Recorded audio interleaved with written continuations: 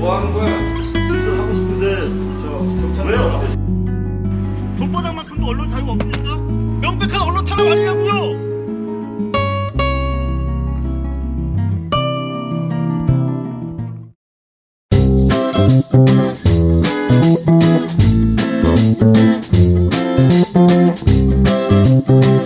좋은 김영 선생님.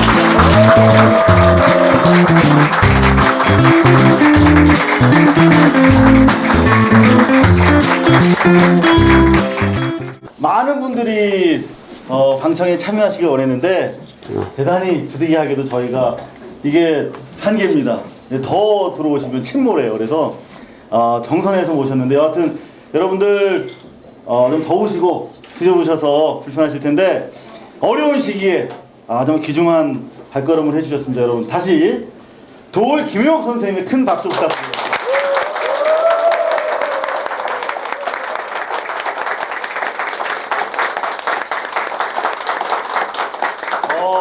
뜨거운 우레와 같은 박수인데 곽현아 씨 지난 방송 이후에 처음 보셨는데 어떠세요? 예. 아주 뭐 옷도 근사해지고. 네. 오늘 선생님 오신다고 아주 평소 머리도 원래 안 하고 여기 오는데 머리도 좀 하고 오늘은 좀 샬랄라하게 옷도 좀 챙겨 입고 왔습니다. 뭘 찾으시는 거죠? 지난 8월 후반이었습니다. 제가 좀 가까이 이렇게 말씀드릴게요. 제가 조금 전에 화장실에서 마이크를 떨어뜨리는 바람에 제가 이렇게 빌붙어서 이렇게 가까이 말씀드리도록 하겠습니다. 8월 23일에 역작이 나왔습니다. 선거를 앞두고 전 우주적으로 그리고 특히 이 아시아에서 한민족이 앞으로 감당해야 할 중요한 역사적인 도전을 설명을 하시고 그것을 위해서 특히 이번 대선이 중요하다 그런 의미에서 바로 8월 23일 날 사랑하지 말자라는 책을 내시고 당일날 저희 듣보자 팟캐스트 발뉴스를 찾아주셔서 강의를 해주셨어요. 근데 주옥 같은 말씀을 해주셨는데 깜짝 놀랐습니다. 300만 명에 달하는 네티즌들이 시청을 해주셨어요. 박수 부탁드립니다.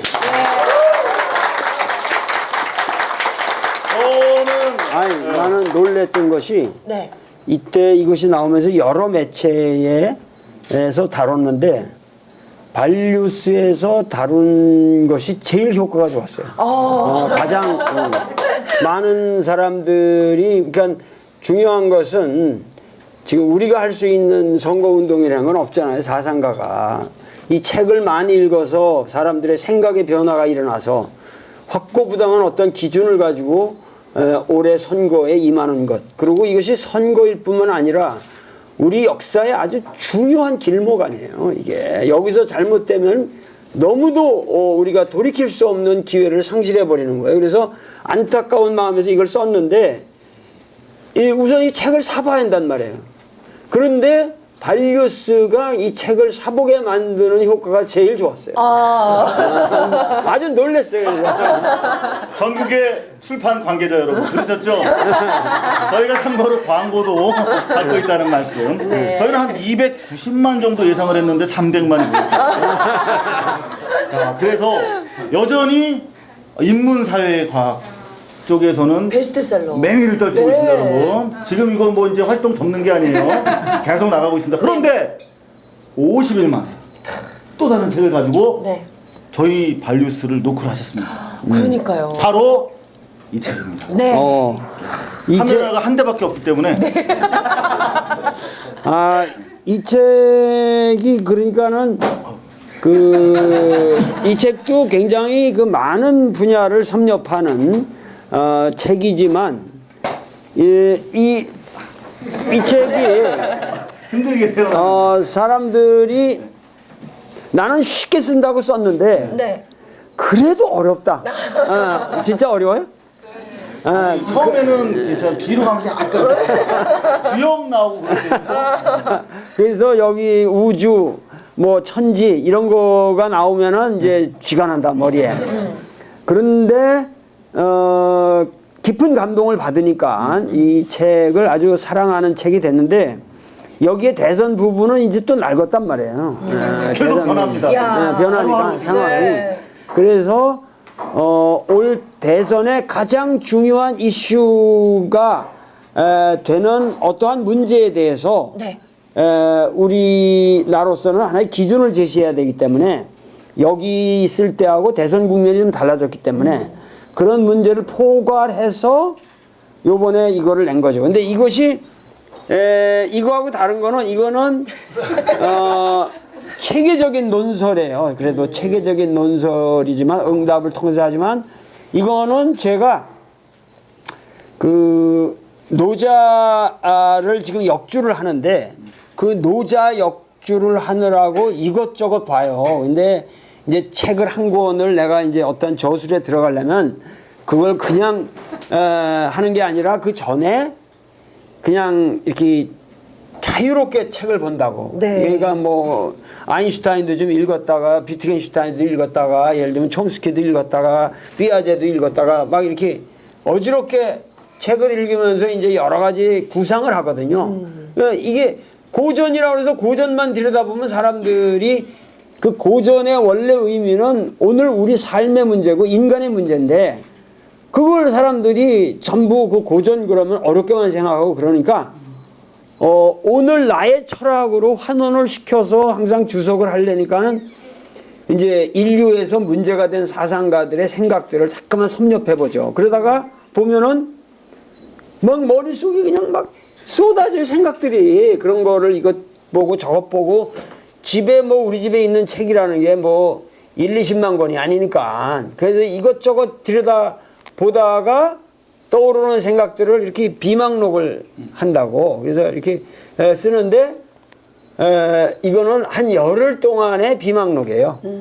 근데 그 열흘 동안의 비망록이지만은 그 도울이라는 사람이 하루에 어떻게 살고 있느냐 뭘 생각하고 아침부터 눈을 뜨면 뭘 생각해서 저녁에 어떻게 잘 때까지 뭘 하고 사느냐 하는 그런 모습을 나의 삶의 모습을 정확하게 여러분들이 알 수가 있죠. 이 책을. 바로 이 말씀입니다. 그러니까 무슨 말이냐면 철학가이자 사상가인 도울 김용옥의 24시가 담겨 있어요. 그런데 정확하게 9월 15일부터 9월 24일까지 열흘간의 현장 기록인데 역사 대선 과정에서 과거에 옛날 문화일보인가요? 특파원 하셨죠. 그래서 하루 한 면씩 그냥 팍 쓰셨잖아요. 그거 중앙일보였나요? 중앙일보 때처럼 현장 특파원으로서 르포를 하신 거예요. 하루 동안의 기록이야. 열흘씩. 그래서 여기 보시면은 많은 일들이 있었습니다. 안철수 후보의 이제 후보 수락 기자회견도 있고, 네. 문재인 후보와 만나서 나눈 얘기도 있고, 네. 이런 대선 시간표가 다 들어가 있어요. 생생합니다. 그래서 네. 여러분들이 읽기 전에 간단하게 저희가 어떤 내용이 담겨 있는지 선생님의 육성을 통해서 들어보고 그리고 또 이번 대선의 의미와 어떻게 투표를 해야 되는지까지 들어보는 걸로 저희가 마련해 보도록 하겠습니다. 기대되시죠? 박수 부탁드립니다.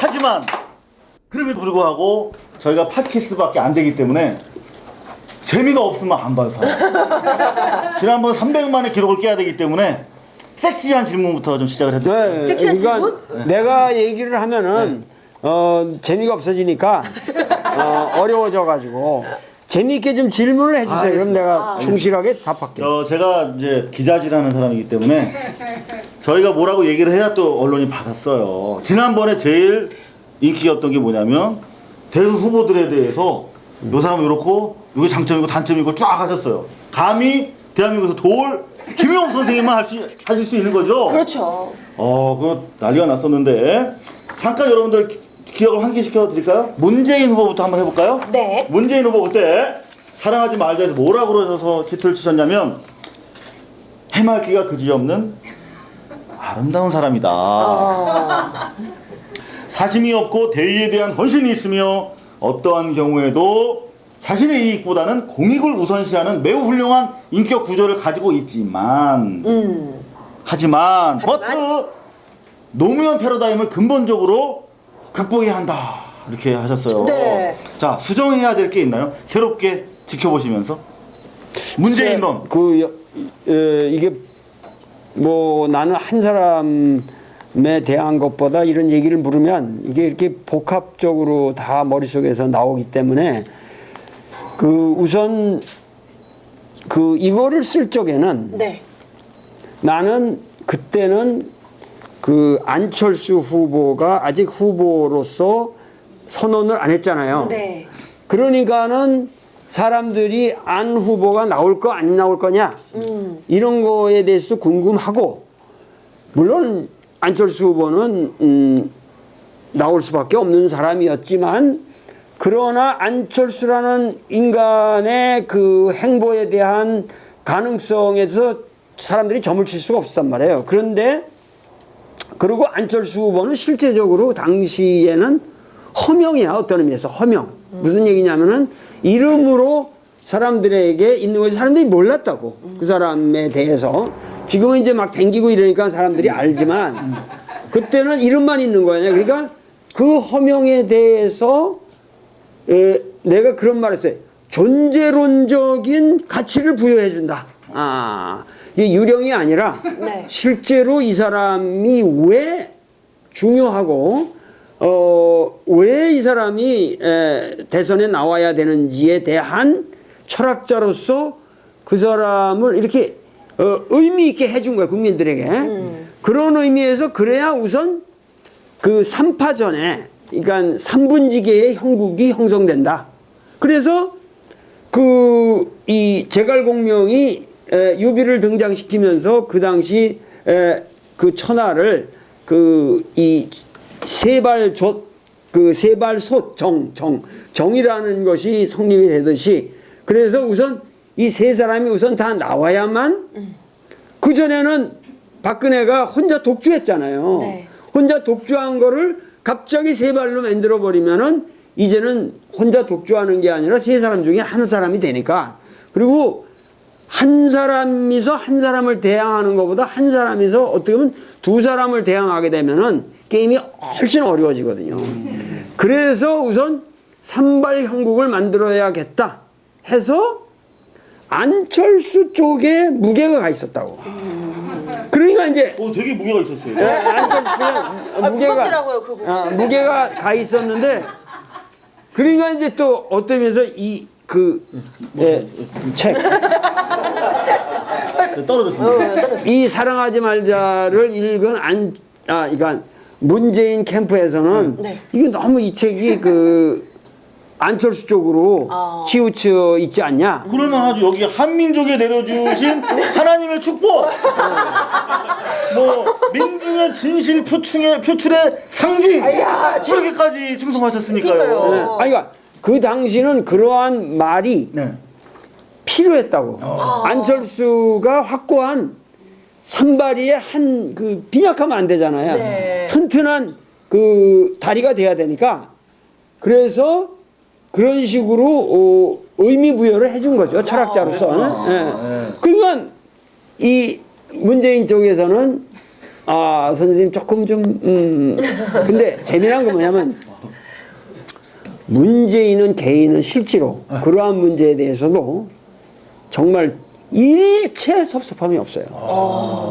사람이 정말 어른스러워. 근데 이제 그 밑에 참모들은 선생님이 너무 여기서 안철수 쪽으로 그렇게 하신 거 아니야. 그래서 내가 그게 아니라 당신들이 살려면 안철수가 우선 확고한 자리에서 나와야, 그래야 당신들이 돋보이게 되기 때문에 나는 내 작전에 이걸 성공했다. 그러니까는 결과적으로 이 안철수가 뜨게 됨으로써 지금 세 사람이 다 같이 뜬 거죠. 세 사람이 다 이 선거판이 재미있게 되어가는 거죠. 그래서 이 책의 기능 속에서는 안철수가 단연 돋보여서. 중요성이 돋보였는데, 이제 여기서는 공평하게 공평하게. 공평하게 얘기를 하고 있어요. 공평하다고 말씀하셨는데 모르겠어요. 안철수 캠프에서는 또 어떻게 느낄지 모르겠습니다. 그래서 제가 먼저 읽어봤어요. 어떤 버전으로 읽어봤냐면 그 발음 좋죠, 선생님. 아니, 이걸 좀 닫아. 이거 불안해. 그렇죠. 이 하얀색. 금묵장욱 긍정자정 역시 대단하십니다. 그 지난 주말에 제가 여러분들 이 책 보시죠. 이게 바로 출판사에서만 소수가 그 출판 전에 받아볼 수 있다라고 하는 그런 가자본이죠. 이걸 가지고 제가 이 석학 이 철학자 도올 선생의 숨결을 느낄 수가 있었는데 여기 보니까 내가 이거를 건네주고 네. 일주일 전에 건네주고 내가 최초의 독자니까 네. 봤냐? 다 봤냐? 근데 난 이거 한 2시간이면 읽을 거라고 생각했는데 매번 지금 한 10장 봤습니다. 또 이따가 반 봤습니다. 봤냐? 내가 한 10번은 전화를 했어. 그런데 우리 이상호 기자님의 훌륭한 점이 뭐냐면은 남이 책을 귀하게 읽는다는 거예요. 그래서 이 얇은 책을 읽는데 자그만치 내가 봤냐 그런 게 한 닷새. 닷새를 계속 봤냐 이렇게 물어봤어요. 근데 그만큼 진실하게 읽는 거예요. 그래서 내가 감동을 받았어요. 이분이 곱씹어 보세요. 아니 근데 여러분들 그냥 변비가 심하신 분은 한 번 앉아서 바로 읽으실 수 있는 정도의 사이즈예요. 그러니까 지난번 책이 교과서다 그러면 요거는 시험 직전에 읽을 수 있는 수험서예요. 수험서. 그러니까 대선 바로 12월 19일 투표장에 가지고 가시기 딱 알맞은 책인데 많은 생각을 하면서 사실 읽었고 제가 하지만 선생님 앞에 솔직히 말씀드리자면 제가 김장훈 싸이 관련해가지고 머리가 상당히 복잡하고 뭐 이런저런 좀 혼나고 다니느라고 좀 머리가 많이 분산돼가지고 시간이 걸렸다는 거 제가 솔직하게 또 사과를 드립니다. 여러분들 이제 문재인, 안철수, 박근혜 이렇게 도올 선생님께서 적극적으로 격려를 해서 불러들인 안철수 후보까지 가세하면서 이제 그야말로 대선전은 한 치 앞을 내다볼 수 없는 레이스에 접어들었는데요. 네네. 자, 그러면 결론적으로 먼저 말씀을 여쭙고 싶은 게 지난 8월 23일 방송에서는 이미 12월 대선의 패자는 박근혜로 결정된 선거다. 패자? 그리고 아니 이긴 사람. 승자는 이미 박근혜로 결정이 된 상황에서 어떻게 누가 저지할 것인가가 이번 선거의 관건이다. 이렇게 말씀하셨는데 어떻게 봐야 될까요? 그럼 지금 오늘 이 시점에서. 네. 많은 사람들이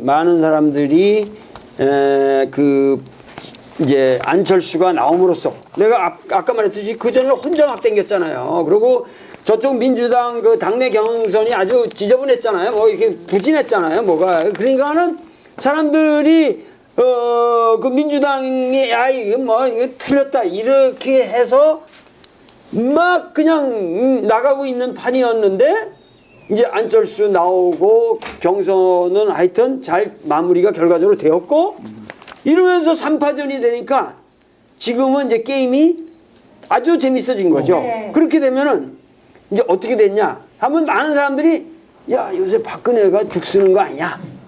그리고 그 막강해 보이던 로마 군단의 그 막강하게 보이던 그 진용이 지금 무너지기 시작한다. 그러면서 내분도 일어나고 막 그 당내에 그 이제 이 선거를 위한 팀들을 교체하라 뭐 이런 얘기들이 막 나오니까 많은 사람들이 야 이 두 사람만 합치면 되지 않냐. 이게 착각이라는 거죠. 어떤 경우에도 여러분들이 자세히 이 조중동이 얼마나 교묘하냐면은 이게 문제가 되는 게 뭐냐면은 어떠한 경우에도 무슨 수치를 가다 봐도 박근혜는 한 수치가 떨어진 게 없습니다. 지금 대비적으로만 얘기하는 거예요. 그러니까 이런 것도 예를 들면 당내 분열 같은 것도 그 분열이라는 거는 조절할 수 있는 범위의 분열들이에요. 이 야당이 싸우는 거는 막가파로 싸워요. 이게 문제예요. 근데 이 여당 내에서 싸우는 거는 자기들이 컨트롤할 수 있는 범위 내에서 싸운다고. 그러기 때문에 그런 분열을 통해서 끊임없이 야 여기 위기가 있다 뭐 해가지고 그 계속 관심을 불러일으키는 수단으로 내가 보기에는 활용하고 있다 이거야. 여기에 우리가 속으면 안 된다는 거야. 이게 어떠한 경우에도 박근혜는 떨어지지 않았습니다. 지지율이 떨어지지 않았기 때문에 이 양쪽이 조금만 방심을 하면은 이 판은 그르칩니다. 난 그걸 얘기해 주고 싶어요. 자, 그런데 일단 지금 저희가 그 선생님이랑 그 긴급 초청 특강을 하고 있는 사실을 대한민국 전 언론이 지금 주목을 하고 있어요. 그래서 네. 저희가 빨리 말씀을 좀 내놔야 됩니다. 그래서 제 눈에는 지금 기다리는 기자들이 보여요. 자, 그래서 좀 간단하게 기자들이 저기 많이 왔네. 간단하게 여쭤보겠습니다. 네네. 자, 박근혜 과거사 사과 어떻게 평가하십니까 이거? 박근혜가 지금 결정적으로 추락한 것은 어떤 의미로 외면적으로 잘 나가다가 결정적으로 추락한 거는 결국은 내가 얘기를 충분히 해줬거든요 여기서. 네. 박근혜는 자기 아버지를 모른다. 그렇기 때문에 자기 아버지를 안다고 생각하고 옹호를 하든 물론 비판은 안 하겠지만 자기 아버지를 자기가 안다고 생각하기 때문에 옹호를 할 거 아니야. 내가 우리 아버지를 제일 잘하지 않냐. 그러면은 망한다 그랬거든요 여기서. 분명히 내가 얘기했거든요. 여러분들 아시잖아요. 자기 자식들이 나를 잘 모르잖아요. 몰라요. 그러니까 그러기 때문에 결국은 박근혜가 그 과거사 문제 특히 그 제일 처음에 냈었지 인혁당 사건 그거는 강간이라고 그랬잖아. 이건 정치적 강간이다 이렇게 표현하셨어요. 그러니까 모든 게 뭐냐면 그러한 사태에 대해서 나는 뭐냐면은 그런 이제 문제가 나올 적마다 박근혜는 그냥 엎드려서 정말 죄송합니다. 저는 잘 모르고 저희 아버지가 잘못한 게 있다면 제가 정말 앞으로 그런 일이 이 땅에 일어나지 않도록 최선을 다하겠습니다. 한번 이렇게 한다고 자기 아버지의 권위가 떨어져 뭐가 돼? 그렇게 하면 이제 우리 망하는 거지. 그런데 다행스럽게도 과거사 문제에 대해서 우리 아버지가 정당하다는 식으로 발언을 하는 바람에 참 훌륭하다. 박근혜는 역시 훌륭하다. 그래서 안심을 한 거죠. 난. 하지만 레토릭이라고 평가를 하시긴 했지만 여하튼 민혁당인지 인혁당인지 아직 정확하게 알려진 바는 없지만 여하튼 그 혁당 쪽에 사과를 하긴 했어요. 결과적으로. 그런데 여기 이제 그런 말씀을 하셨어요. 최소한의 안가주망이 있기 때문에 이제 결국 그 발언 때문에 책임을 지게 될 거다. 하지만 그렇게 말했다고 하다 손 치더라도 마치 사도세자를 죽여놓고 쏘리 이렇게 해서 벽파가 용서될 수 있느냐 이런 역사적인 또 사실을 거기다가 곁들여 주셨어요. 용서 못 받는 건가요? 받을 어떻게 수가 받을 수 있나요? 없죠. 받을 수가 없는 거죠. 그러니까 그렇게 센 사람들 죽여놓고 아니 그것뿐만 아니라 지금 인혁당 문제뿐만 아니라 박정희 시대를 통해서 우리가 희생된 사람이 얼마나 많은 줄 아십니까? 그럼 인혁당 문제 정도가 아니에요. 그 긴급조치고 거기에서 정말 우리 고문당하고 이 역사 물론 박정희 시대의 국민들의 그 보수적인 성향을 가지고 있는 사람들의 환상적인 기억이라고 하는 것은 우리 잘 살게 해줬다 이거 하나거든. 그러나 그 잘 살게 해주는 방식이 얼마든지 국민들을 행복하게 하면서 잘 살게 해줄 수도 있는데 단지 그 유신이라고 하는 정치적인 야심을 위해서 국민들을 너무 괴롭혔다 이거야. 근데 그 부분에 대해서 뭐 1000% 1000% 책임이 있죠. 1000% 1000% 책임이 있고 예를 들면 사도세자 죽이는 것만 해도 그거는 사도세자라는 인물에 대한 정확한 평가가 없이 그야말로 당파적인 관점에서 생으로 죽인 거죠. 그러니까 그런 식으로 그런 역사가 우리에게 계속 되풀이되어 왔다. 이것이 참 비극이다. 네, 이렇게 평가를 하셨지만 그렇다고 박근혜 후보가 절대적으로 강자다라고 하는 기존의 말씀을 뒤집은 건 아니에요. 네. 그 나머지 두 분이 말씀하셨듯이 조금이라도 정신을 안 차리면 이건 뭐 가능성 없다 이렇게 말씀하셨는데 네네. 자 그러면 좋습니다. 문재인 후보부터 들어가 보겠습니다.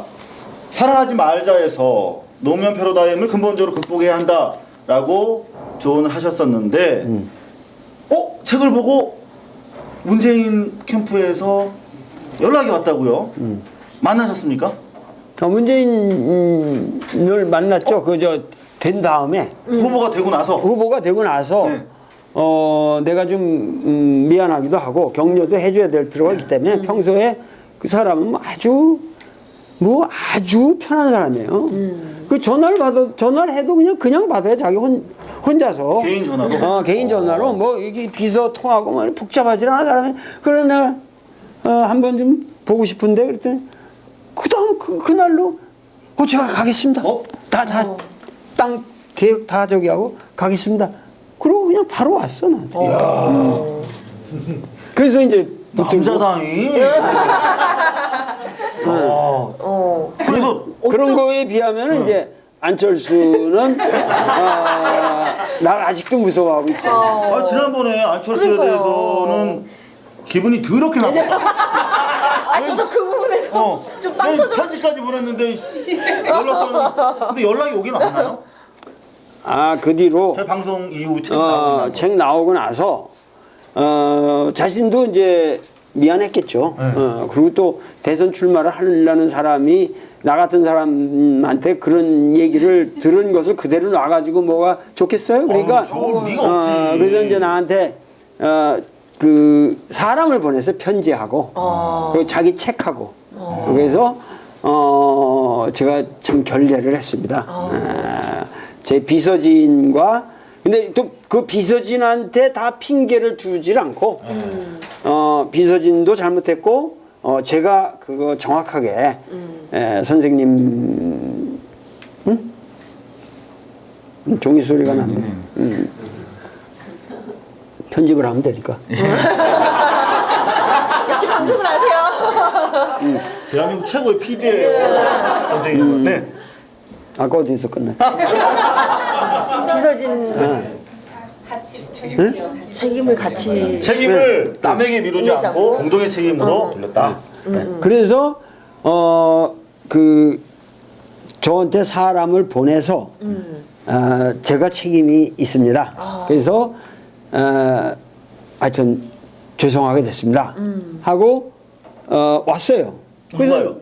사람이. 사람이. 그래서 이제 왔는데 그 사람이 내 제자를 보냈어요. 그 캠프에 있는 나한테 강의를 들은 고려대학에서 강의를 들은 사람이 같이 왔는데 그러니까 나한테 왔는데 내가 아주 사랑하는 제자지만 열심히 그러면 이러이러한 말을 전해라 하고 얘기를 해줬는데 별로 이렇게 주의력이 좀 산만하더라고요. 내 제자지만 주의력이 좀 당시 좀 이렇게 여러 가지 생각을 하는지 몰라도 주의력이 산만해. 그래서 나한테 그렇게 중요한 심부름을 하는 사람이 이게 주의력이 산만해서는 안 되겠다. 근데 그런 느낌을 가지고 그냥 오래간만에 본 제자리에서 같이 저녁 먹고 보냈는데 얼마 후에 걔가 전화를 나한테 했어요. 주의 산만한 제자가. 제자가. 그래서 선생님 안 후보가 그때 안 후보가 아니지. 안 원장이? 안 원장이 선생님을 한번 뵙고자 합니다.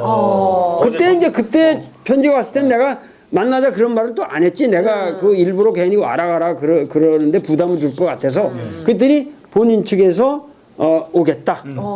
한번 뵐 수가 있겠냐. 그러면서 그 친구 얘기가 제3의 장소면 어떻겠습니까? 그래. 그래서 그건 좀 이상하지 않냐. 그 나를 보러 오면은 내가 있는 곳으로 와야지. 왜냐하면 맹자가 사람을 만나러 어디 가는 법이 없습니다. 왕이 만나자 그러면 반드시 당신이 오시오 우리 집으로. 그 왕이 오는 게 예의거든요. 그렇죠. 레스토랑 같은 데서 안 만나고. 안 만나요. 그러니까 내가 왕에게 자진으로 갈 적에는 맹자 본인이 조정으로 갑니다. 그래서 왕을 조정해서 만나 뵙습니다. 그러나 왕이 자기의 이제 의견을 듣고 싶을 때는 왕이 맹자 집으로 옵니다. 그것이 예의예요. 옛날에 이제 맹자가 만들어 놓은 법도겠지. 그래서 그거 뭐냐면 소불소지신이라고 그래서 부를 수 없는 신하가 없는 왕은 왕이 아니다. 자기가 마음대로 부를 수 없는 신하가 있어야만 그런 급의 나는 왜냐면 이 맹자는 항상 얘기하는 게 그러니까 여러분들이 옛날 고대의 군신 관계를 제대로 이해해야 되는 게 복록을 먹고 들어가면은 그거는 군신 관계로 들어가는 거지만 책임을 다해야 되지만 맹자는 왕의 친구로서 가는 거거든요. 그리고 사부로서 가는 거거든요. 그러기 때문에 그 관계를 명확하게 합니다. 그래서 하여튼 이거 너무 길어지면 안 되니까. 그것도 좋았어요, 근데. 그래서 옛날 군신 관계가 그렇게 상당히 복잡화되는 거야. 그러니까 예를 들면 제 경공이 안영이라는 수상인데 자기 수상인데 저녁에 술이 먹고 싶거든. 그래가지고 술이 먹고 싶다. 너고 앉아서 술 먹을 때 술 맛이 난다. 그래가지고 밤 12시가 넘었는데 그 집을 가는 거예요. 그러니까 안영이 놀래가지고 그냥 잠깐 계시라고 체력 있고 딱 나와서 엎드려. 그래가지고 웬일로 오셨습니까? 내가 그대하고 술을 좀 한 잔 먹고 싶노라. 그러니까는 제가 집에서 지금 잠을 자고 있는데 내일 봐야 할 제가 조정의 업무도 많이 있고 지금 왕께서 저한테 찾아오셨지만 지금 제가 이걸 하는 건 도리가 아닙니다. 그러니까 왕이시여 제가 오늘은 같이 술자리를 할 수 없겠나이다. 그러니까 제 경공이 그러냐 하고 또 딴 신하한테 간다고 딴 신하 찾으러 가는 거야. 그러니까 옛날 군신관계가 이렇다는 거예요. 우리나라에 우리가 조선의 이 왕이라는 개념을 여러분들이 잘못 가지고 있어요. 영화 같은 데서 잘못 왜곡되고 있는데 과거에 이 동양의 군신관계라는 건 이렇게 복잡해요. 그래서 네가 우리 집을 와야 되지 않겠냐. 그러니까 안철수가 당연히 내가 어른이고 그러면은 나한테 만나고 싶다고 그럴 때는 우리 집에 오는 게 제일 좋겠다. 그랬어요. 그랬더니 이제 그거는 그런 정도야 알아듣겠죠. 그런데 이제 아무 연락이 없어. 그러고 나서 그 중간에 있는 애가 그 말을 정확하게 뭔가 이렇게 전했을 것 같지가 않아. 이거 주의산만해서 마지막 얘기를 못 들은 거 아니에요? 그래서 내가 안 되겠다. 그러고서 이제 안철수 있는 곳을 알아서 이제 조사를 해서 편지를 보냈다고. 나도 머리가 복잡한 사람인데 당신이 만나자고 그래 놓고 나서 나한테 연락을 안 하면 항상 그것도 머릿속에 내가 있게 되니까 불편하다. 불편하다. 찝찝하죠. 불편하다. 그러니까는 나를 만나고 싶걸랑 직접 나한테 전화를 해라. 그래가지고 번호를 어디에서 당신 번호를 어떻게 알려주면 내가 그 번호가 찍히면 그걸 딱 받겠다. 그렇게 해가지고 그렇지 않으면 그냥 12월 19일 이후에 차나 한잔 하자. 그거는 싸늘하게 던지셨는데. 그렇게 해가지고 했더니 연락이 왔나요? 제가가 왔어. 연락이 다 왔어. 그래가지고 어떻게 10분 후에 요 번호로 이렇게 갈 테니까 그거를 받아주십시오. 그랬더니 내가 딱 재보니까 정확하게 10분 후에 뜨르륵 왔어요. 그래서 역시 야 이공계 사람은 역시 다르다. 그래서. 그래서 이제 딱 받았지. 받았더니 안철수가 아유 이렇게 저는 뭐 선생님을 이렇게 전화로 먼저 이렇게 선생님께 말씀드린다는 게 참 이게 예의가 아니라고 생각되기 때문에 막 이렇게 감히 전화를 드릴 수가 없었는데 이렇게 전화로 먼저 인사드리게 돼서 죄송합니다. 이렇게 인사성 있네. 인사성 있죠. 그렇게 하고서 정확하게 왔어요. 그래서 그 뭐 요새 그때가 이제 대선 그 후보 발표하기 전에 뭐 한 사흘 전인가 뭐 그 정도에 그래서 뭐 내일 모레 발표를 해야 될 텐데 뭐 나한테 올 기회가 있겠냐. 그러니까 안심하고 그거 하시고 그거 발표한 다음에 뭐 여가를 봐서 놀러 오고 싶으면 와라. 그렇게 이제 얘기를 했죠. 네, 그랬더니. 그랬더니 제가 꼭 그렇게 하겠습니다. 그래서 편하게 내가 아주 인자한 아버지처럼 전화를 했죠. 그래서 그 걱정 마라. 여기는 뭐 나는 아무래도 좋으니까 당신 할 일만 잘하면 나는 행복하다. 그러니까 더럽게 기분 나빴던 거는 이제 없어졌네요. 네, 뭐 그건 저게 뭐 눈 녹듯이 녹은 건 아니야. 왜? 아직 안 왔으니까. 아직 안 왔어요? 그래가지고 그렇게 하고 나서 네. 내가 얘기를 할 때 뭐라 그랬냐면은 오려면 뭐 1시간 딱 방문한다 이런 거는 웃기는 얘기고 충분한 시간을 가지고 내 말을 들어야 할 거 아니야. 한 번 만나 뭐 결국 만나봐야 한 번 만나는 걸 텐데 나도 시간 없고 당신도 시간 없고 그러려면은 와서 충분한 시간을 가지고 릴렉스하게 우리가 만나자. 그리고 특히 이상호가 모르게 와라. 기자가 요즘 막 계속 디스되는 분이 기자들이 알면은 이게 뭐 우리가 그 얘기 나온 얘기를 할 수 없을 거 아니냐. 그러니까 속 얘기를 하고 싶으면 와라. 이렇게 얘기를 했더니 그 사람 상황이 지금 뭐 그 후에 이제 부선 발표 그러니까 후보 그 선언을 하고 난 후로 스케줄이 뭐 바쁘니까 그렇겠죠. 근데 아직 나한테 연락도 없어. 이 방송을 보고 계시는 안철수 캠프 여러분, 눈 녹듯이 사라지신 건 아니랍니다. 저렇게 기분이 나빴었는데 조금 괜찮아졌는데 그 이후에 아직 후보 선언하시고 나서 상당히 시간이 지났어요. 좀 저희가 지났죠. 제가 알고도 취재를 안 할 테니까 조석이 찾아보셔서 또 도움이 되는 말씀을 좀 들었으면 좋겠습니다. 자, 문재인 후보 만나셨어요. 1시간 넘게 만나셨나요? 오래 만났지. 뭐 충분히 앉아서 얘기도 하고. 책에 보니까 후보가 되고 나서 많이 강해졌다. 과거의 단점들이 많이 부식됐다. 이렇게 극찬을 하셨는데 유효합니까 지금도? 그 선거 그 경선을 거치기 전에는 사람이 좀 이렇게 말을 해도 힘이 없었어. 희망기가 없었지. 힘이 없는데 그 경선을 거치면서 상당히 그 훈련도 됐고 그 자기 몸에 붙은 사람이라는 건 그 어떤 그 카리스마가 있거든요. 근데 본인은 전혀 카리스마적인 인간이 아니라고 자기는 그렇게 얘기를 해요. 저는 카리스마하고는 거리가 먼 사람입니다.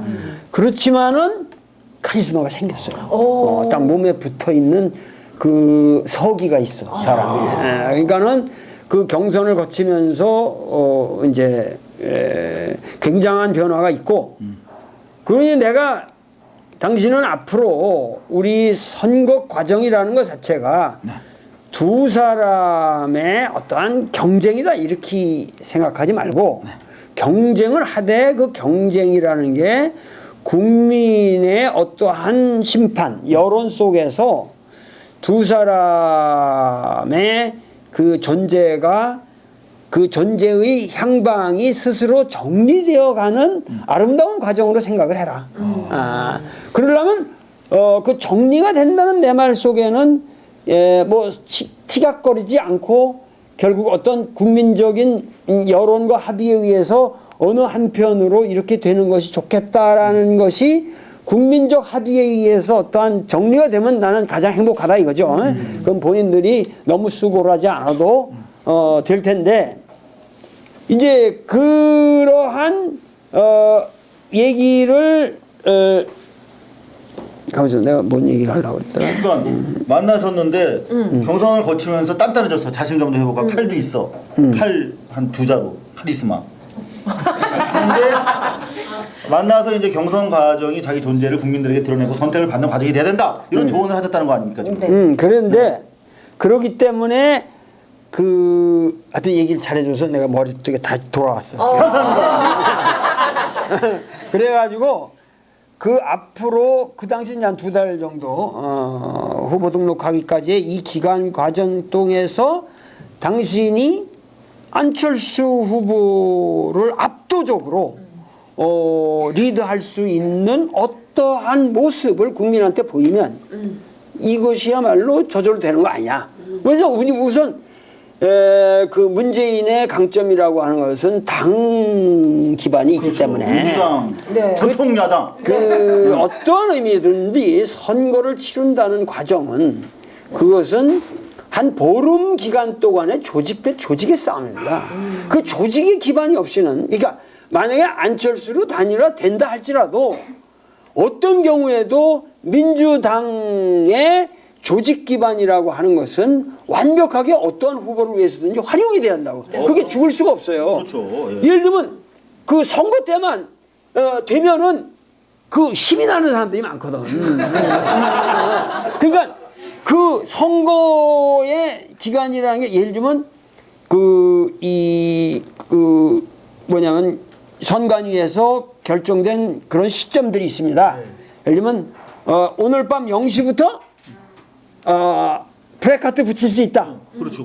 그러면 전국의 프레카트가 30분 안에 다 붙여지는 거예요. 그게 바로 타이밍. 조직의 의미야. 그러니까 그 0시부터 0시 30분 사이에 그 박근혜 진영과 이쪽 진영의 그 싸움이라고. 그러면 아침에 일어나면 우리는 그냥 딱 붙어 있으니까 모르지만 그게 어느 길목에 누가 어떤 자리를 선점해서 먼저 착 가서 붙이느냐 이런 거 하나가 선거에서는 엄청 중요한 겁니다. 그 눈 떠보면 새가 이 만만치 않다. 이런데 한쪽이 확 밀린다 그러면 프레카트 하나 우리가 무의식적으로 지나치지만 야 한쪽이 기울고 있구나 이런 느낌 받거든요. 우선 무슨 프레카트에 붙이는 구호 같은 거 사진의 모습 이런 거 하나가 여러분들은 그게 프로페셔널해야 됩니다. 맞아요. 디자인도 막 그게 쓰고 그러잖아요. 국민들이 갑자기 그 어떠한 아마추어들이 시민연합으로 연대된다 그래서 그게 되질 않아요. 그런 거는 여러분들 뭐 이렇게 유세차 댕기는 거 있잖아요. 그런 것도 누가 어떻게 길목을 잡아서 어디서 어떻게 그거를 세워서 어떻게 방송하냐. 맞아. 이런 것이 아주 평생 꾼들이 있다고. 그것만 위해서 사는 사람들이 있어. 그 세력들이 이쪽 야권 쪽에서 신나게 목숨을 걸고 보름을 뛰는 거예요. 그러한 신바람이 일지 않으면 선거는 집니다.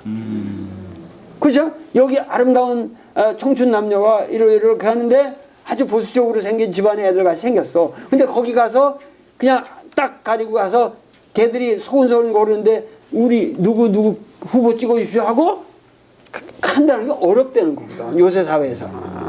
카페에서 뭐 그렇게 근데 그냥 딱 안면 가리고 그냥 뭐 욕 먹든 뭐 하든 그 신바람 나서 그런 걸 할 수 있는 아주 꾼들. 이 사람들이 동원돼야 된단 말이에요. 그러니까 이 선거라는 거는 우리가 이렇게 아마추어적으로 생각할 게 아니라고. 그러니까 그런 의미에서는 문 후보는 상당히 유리하죠. 그러한 조직을 가지고 있다는 것이. 그러니까 내가 왜 이 얘기를 내가 시작했는지 모르겠지만은 제가 만나 보시니까 상당히 강해졌다 이렇게 평가를 하셨는데 네. 어떤 장점과 단점이 있습니까? 달라진 건 뭡니까? 이렇게 여쭤봤는데 상당히 지금 후하게 얘기를 해주신 거예요. 조직의 필요성과 위력에 대해서 이렇게 오랫동안 설명을 하시면 안철수 후보한테 상당히 좀 아니 그러니까 그런 것이 누구로 단일화되든지 간에 내 하여튼 정직한 이 책을 쓰게 된 그 동기는 뭐냐면은 이 두 사람이 완전히 단일화돼야만 한다.